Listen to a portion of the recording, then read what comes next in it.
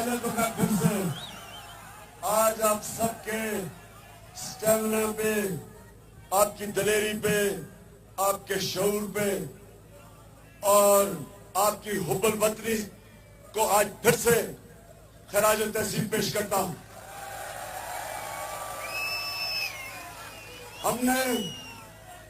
میں نے فیصلہ تو کیا تھا کہ میں اب یہاں بیٹھوں گا جب تک یہ امپورٹڈ حکومت الیکشن کی مجھے ڈیٹ نہیں دیتی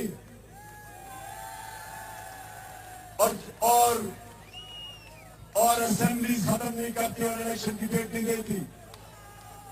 لیکن جو میں نے پچھلے 24 گھنٹے میں حالات دیکھے،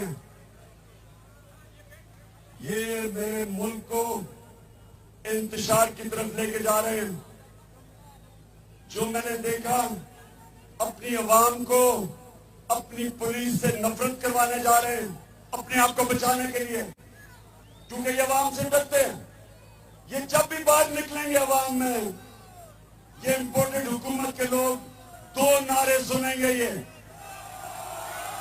ایک چور اور دوسرا غدار۔ جدھر بھی نکلیں گے آپ یہ 2 نعرے سنیں گے، اس لیے عوام سے ڈرتے ہیں۔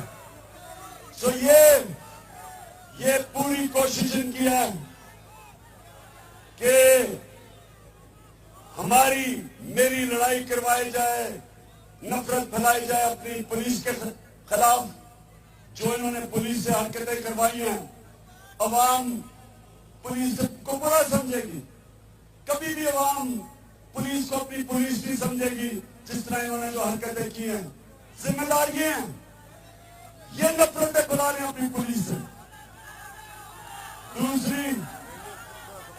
دوسرا رینجرز کا استعمال کیا گیا،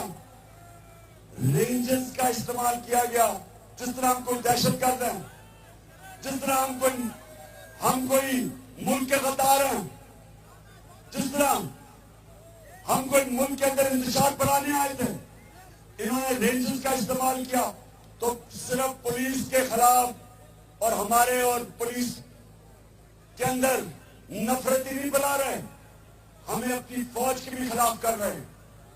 اور اگر میں نے یہ جو حالات دیکھے ہیں، یہ ہے، اگر میں آج یہاں جو میں نے فیصلہ کیا تھا کہ بیٹھ جاؤں، تو مجھے اس میں کوئی شک نہیں کہ یہ تو خوش ہوں گے، لیکن یہ ہماری لڑائی کروائیں گے اپنی پولیس سے بھی، اپنی فوج سے بھی۔ فوج بھی ہماری ہے، پولیس بھی ہماری ہے اور عوام بھی ہماری ہے۔ ہم کسی صورت، ہم تو ملک کو اکٹھا کرنے آئے ہیں، ہم تو ملک کو یونائٹ کرنے آئے ہیں، ہم تو ملک کو تقسیم نہیں کرنے آئے۔ اگر اس ملک کو، اس کی معیشت کو نقصان ہوتا ہے، اگر روپیہ گرتا ہے، روپے کی قیمت کم ہوتی ہے، جو ہو رہی ہے، جو جب سے یہ آئے ہیں، معیشت کا برا حال ہے، اسٹاک مارکیٹ نیچے، روپیہ گرا، تو جب روپیہ گرتا ہے، ان کے جو لیڈر بیٹھے ہیں، ان کی دولت میں اضافہ ہوتا ہے، کیونکہ ان کے پیسے باہر پڑے ہیں، ان کے پیسے ڈالروں میں ہیں۔ روپیہ گرتا ہے، ڈالر مضبوط ہوتا ہے، ان کو تو فائدہ ہوتا ہے۔ قوم غریب ہوتی ہے، یہ امیر ہوتے ہیں۔ اس لیے ان کا اور پاکستان کا انٹرسٹ ایک نہیں ہے۔ میں بڑی دیر سے کہہ رہا ہوں کہ اگر اس ملک میں آگے بڑھنا ہے، تو یہ جو اس ملک کے اوپر 30 سال سے 2 خاندان اس ملک کا خون چوس رہے ہیں، جب تک ہم ان کا احتساب کر کے، ان سے پیسہ نکال کے ان کو جیلوں میں نہیں ڈالیں گے، یہ ملک کو آگے نہیں بڑھنے دیں گے۔ تو میں آج میں نے یہ فیصلہ کیا، غور سے سنیں، آپ کو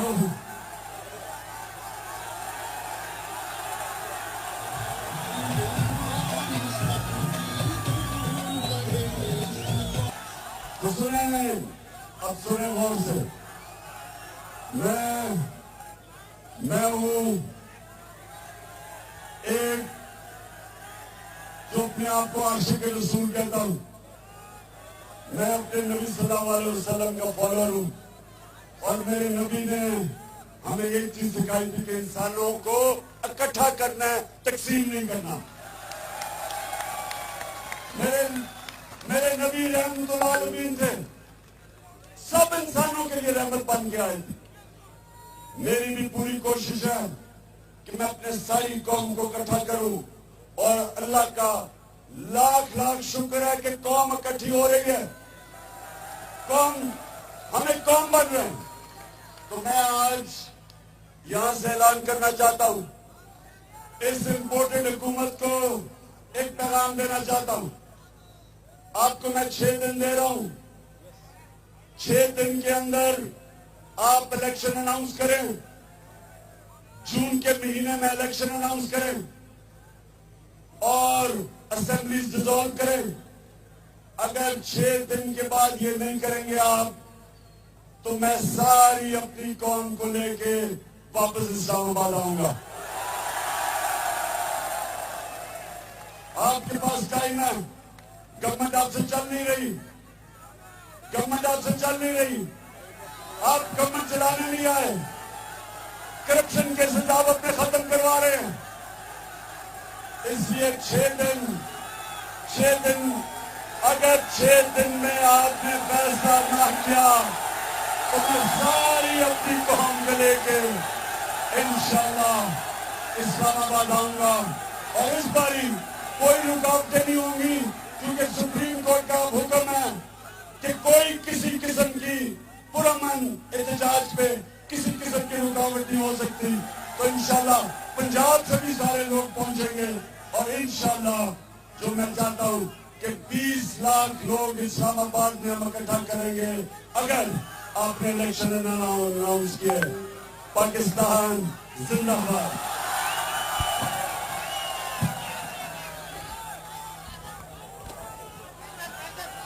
پاکستان